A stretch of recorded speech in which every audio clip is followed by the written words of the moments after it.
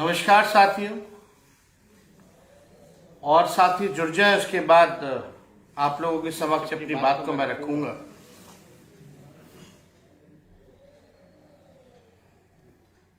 और कोशिश भी कीजिएगा कि ज्यादा से ज्यादा जो है आप शेयर कर सकें इसको।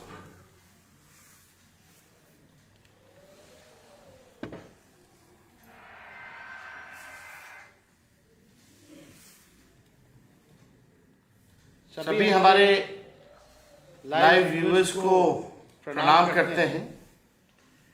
और आज बड़ी पीड़ा हुई जिस प्रकार से पुलिस ने 77वें बीपीएससी परीक्षा के जितने भी हमारे साथी थे, अभ्यर्थी थे, जिस प्रकार से उनको पीटा गया, लाठी चार्ज कराया गया, कई लोगों जो हैं बुरी तरीके से घायल हैं, पानी का बौछार किया गया इस ठंड के माहौल में,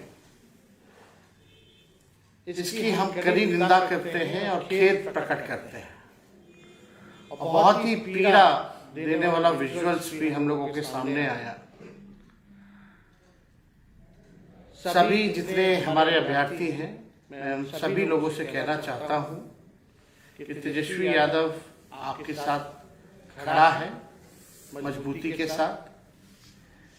मैं एक युवा हूं और युवाओं का दर्द समझ सकता हूं, लेकिन मैं अपनी बात को भी आप लोगों के समक्ष जो है रखना चाहूंगा।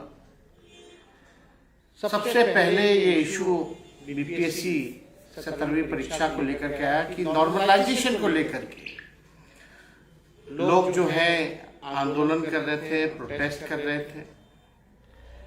उस समय भी हम लोगों ने हर एक प्लेटफॉर्म पर हम लोगों ने नॉर्मलाइजेशन के अगेंस्ट जो है अपनी आवाज को बुलंद किया।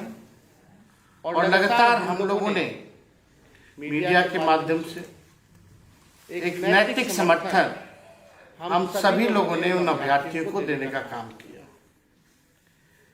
और आप लोग जानते हैं कि विधानसभा का सत्र भी चल रहा था, तो 28 नवंबर को विधानसभा में भी हम लोगों ने नॉर्मलाइजेशन को लेकर के हमारे सारे विधायकों ने एक सुर से आवाज भी उठाया था। हम लोगों ने तख्ती भी ली हुई थी कि नॉर्मलाइजेशन जो है किसी भी प्रकार में नहीं होना चाहिए। आप देखिएगा, नॉर्मलाइजेशन को लेकर के हमने मुख्यमंत्री को भी चिट्ठी जो है लिखा। हम लोग लोकतंत्र में रहते हैं, लोकतंत्र की मर्यादा में रहते हैं, और लोकतांत्रिक जो हमारा ढांचा है उस ढांचे के अनुसार नेता विरोधी दल होने के अनुसार हमने माननीय मुख्यमंत्री जी को चिट्ठी लिखा। हालांकि चिट्ठी का कोई जवाब नहीं आया, लेकिन उसके बाद स्टूडेंट्स ने प्रोटेस्ट किया। दौरा दौरा के उस समय भी लोगों को पीटा गया, कई का सर फोड़ा गया, डीएम तक ने झापड़ मारा, हाथापाई हुई। और बाद में उसके बाद जो बीपीएससी है, आयोग जो है, वो जस्टिफाई करता है कि भाई ऐसी कोई बात नहीं थी, नॉर्मलाइजेशन नहीं होना था। उस समय भी हमने सवाल उठाया था कि 10-15 दिन से लगातार छात्र आंदोलन कर रहे हैं, विधानसभा में ये मुद्दा उठ रहा है, तब क्यों नहीं बीपीएससी ने इसको क्लैरिफाई किया? उस समय भी कोई क्लैरिफाई नहीं किया गया। फिर देखिए, परीक्षा होता है 13 दिसंबर 2024 को। जब परीक्षा हो रहा था तो कई स्टूडेंट्स ने हमसे भी संपर्क किया परीक्षा के बाद कि पेपर लीक के मामले आ रहे हैं, कई सेंटरों में जो है पेपर टाइमली नहीं दिया गया, कई जगह जो है जो सील्ड क्वेश्चन पेपर होता है वो सील्ड नहीं था, पहले से ही टीचर्सों के पास जो है वो क्वेश्चन पेपर पहले से ही मिला हुआ था। और लगातार इस बात आई कि पेपर जो है लीक हो गया। उस समय इमीडिएटली बीपीएससी ने कहा कि ऐसी कोई बात नहीं है, ये अफवाह है।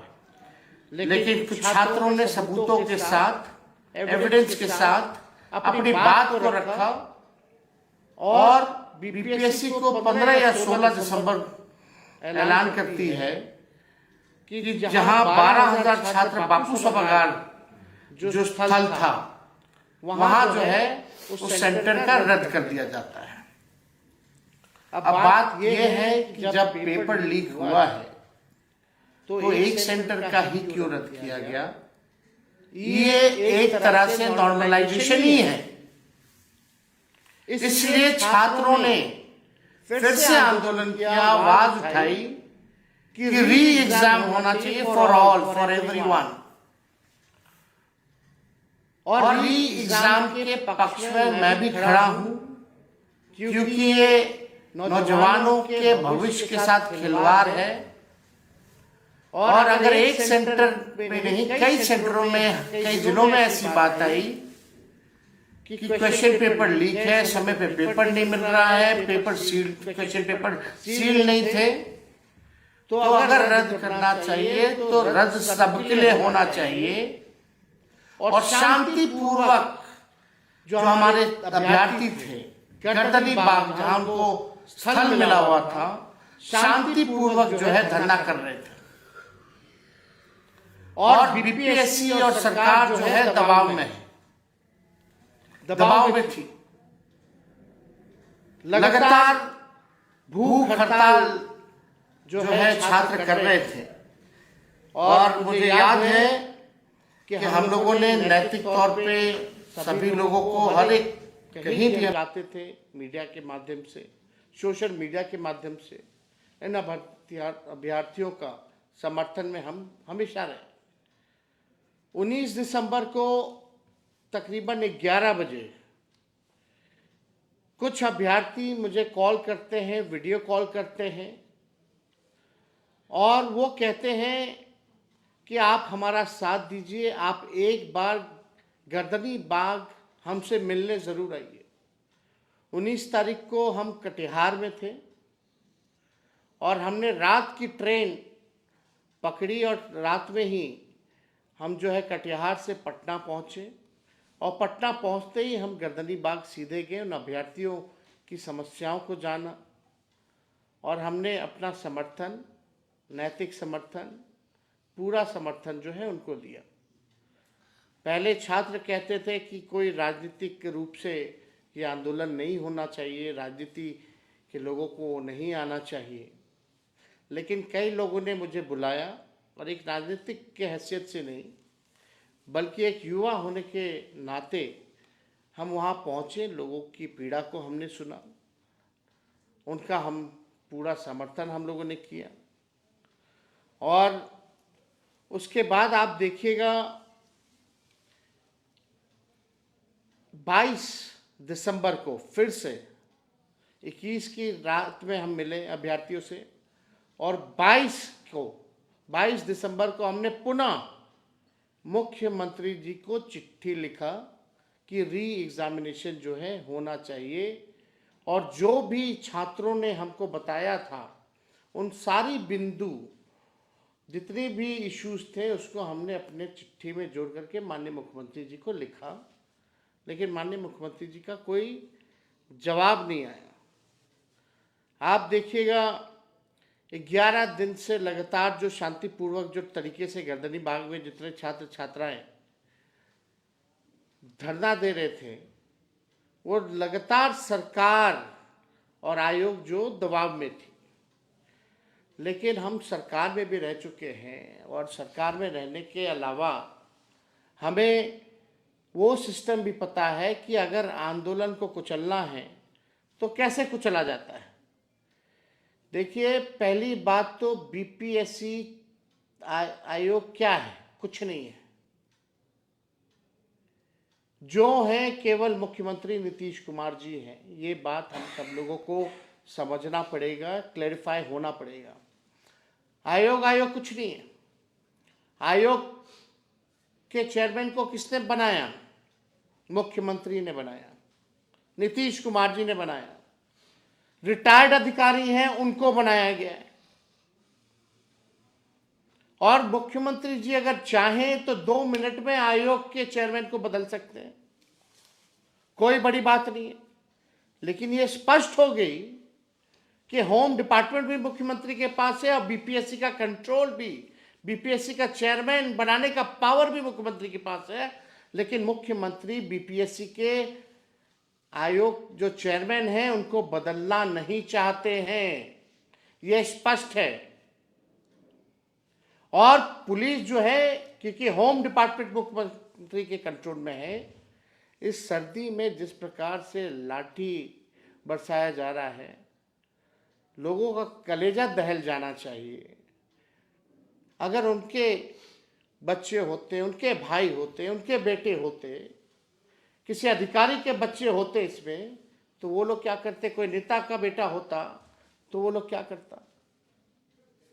आज कलेजा जो है दहल गया वीडियो देख करके, जिस हिसाब से पुलिस के लोगों ने माननीय मुख्यमंत्री जी के इशारे पे पिटाई की गई। और आप सब लोगों को हम बताना चाहेंगे कि जो शांतिपूर्ण तरीके से जो धरना था, जो भूख हड़ताल थी, उसकी ताकत कुछ और थी। इस बीपीएससी के आंदोलन को कुछ लोगों ने गुमराह करने की कोशिश की है।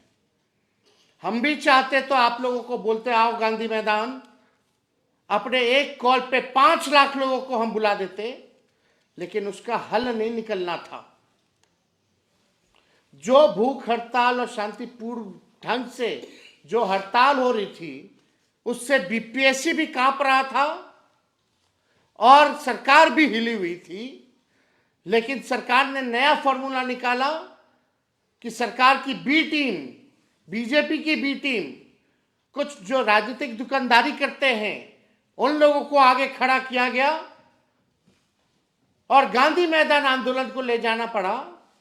और जब पिटाई हो रही थी तो कुछ लोग कह रहे थे कि हम सबसे आगे खड़े रहेंगे, सबसे पहले वही भाग खड़े हुए। यह आंदोलन को खत्म करने की साजिश है। हम कई बार इस बात को बोल रहे हैं।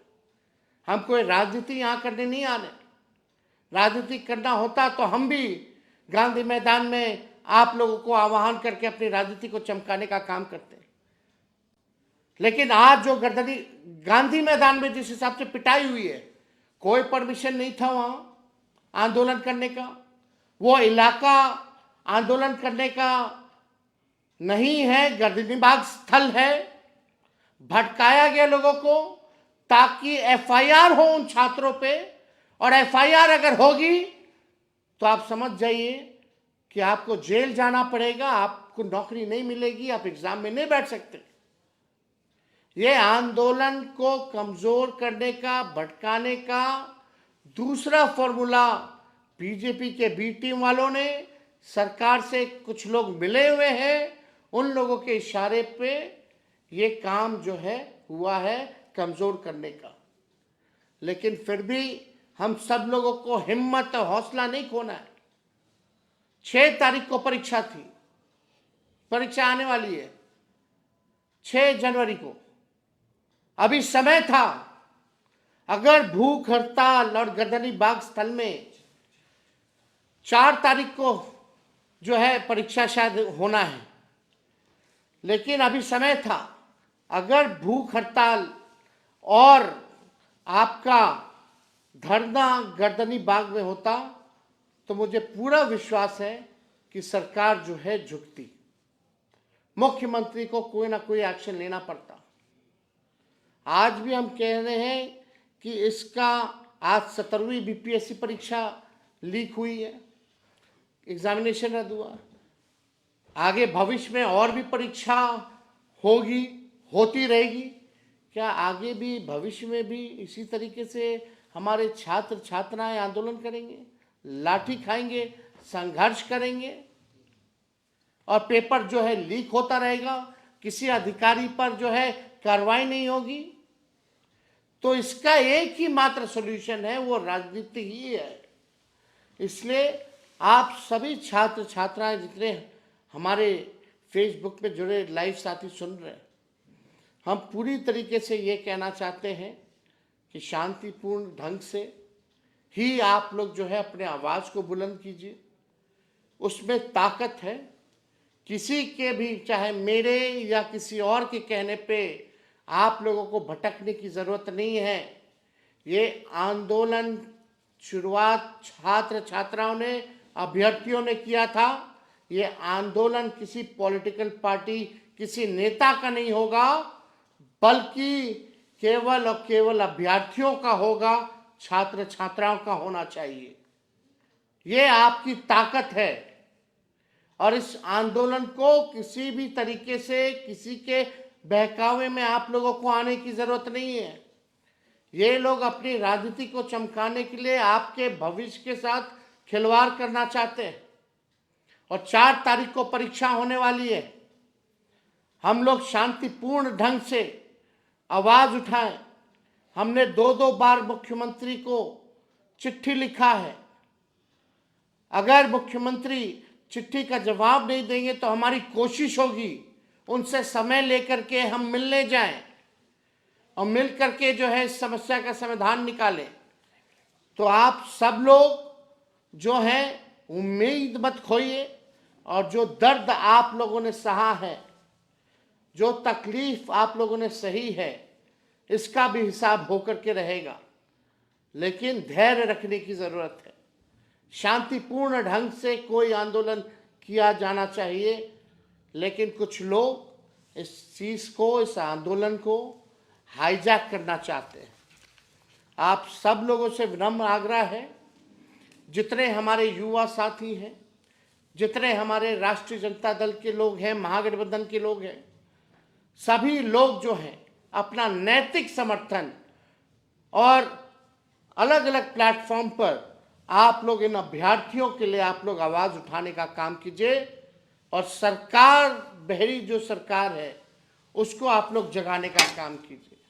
हम बार बार इसलिए कहते हैं कि माननीय मुख्यमंत्री जी होश में नहीं है।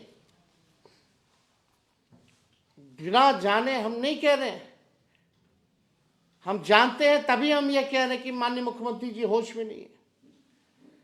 कितने लोग जो है सुसाइड करेंगे, कितने लोगों पे लाठियां डंडे बरसाए जाएंगे, तब जाकर के हमारे मुख्यमंत्री जी जागेंगे। ये जनता की सरकार नहीं, ये भ्रष्ट अधिकारियों की सरकार है। 20 साल से एक ही सरकार चल रही है। अगर किसी जमीन में खेती होती है तो एक ही ब्रांड का एक ही बीज अगर बोइएगा 20 साल तक, तो जमीन भी बंजर होगा और फसल की उपज भी नहीं होगी। अब हम सब लोगों को इसको पॉलिटिकल सॉल्यूशन निकालना पड़ेगा। अब ऐसे बिहार चलने वाला नहीं है। टायर्ड मुख्यमंत्री और रिटायर्ड अधिकारियों के द्वारा बिहार चलने वाला नहीं है। अब नया ब्रांड का नया बीज लगाना पड़ेगा, ताकि आने वाली फसलें भी अच्छी हों और आने वाले नस्लों के भविष्य को भी हम लोग संवारने का काम करें। इसलिए आप सब लोगों के बीच हम आए हैं और हम कोई राजनीति नहीं करना चाहते। और इस बात को हम कई एक बार कहे हैं कि हम अगर जो अभ्यर्थी हैं, हम अपने से कुछ नहीं कहेंगे। हम लगातार हर एक प्लेटफॉर्म पे हमने आवाज़ उठाया है। अगर मुख्यमंत्री से मिलना भी होगा तो हम समय लेकर के उनसे मिलेंगे, अगर वो समय देते हैं तो। हमें कोई आपत्ति नहीं आपकी आवाज़ को मुख्यमंत्री तक पहुंचाने की। आप जैसा अभ्यर्थी चाहेंगे वैसा पूरा विपक्ष बिहार का हम लोग करेंगे। यही बात आप लोगों से कहना चाहते हैं। सरकार ना भूले कि ये जेपी की क्रांति की भूमि है और इसी के उपज माननीय मुख्यमंत्री जी भी रहे, हमारे पिता छात्र नेता रहे। नीतीश जी ने भी आंदोलन किया, तो नीतीश जी को याद करना चाहिए। वो भूले ना सरकार कि वो जेपी के क्रांति की भूमि के हैं। युवा जात पात में नहीं फंसने वाला है। इस बार हम ये बात कहना चाहते हैं, हम युवा जात पात में ना फंसे, अपने मुद्दे पर अड़े रहें, तभी हमें सफलता मिल सकती है। और तेजस्वी आपके साथ हमेशा खड़ा है। बहुत बहुत आप सब लोगों का धन्यवाद। जय हिंद, जय बिहार।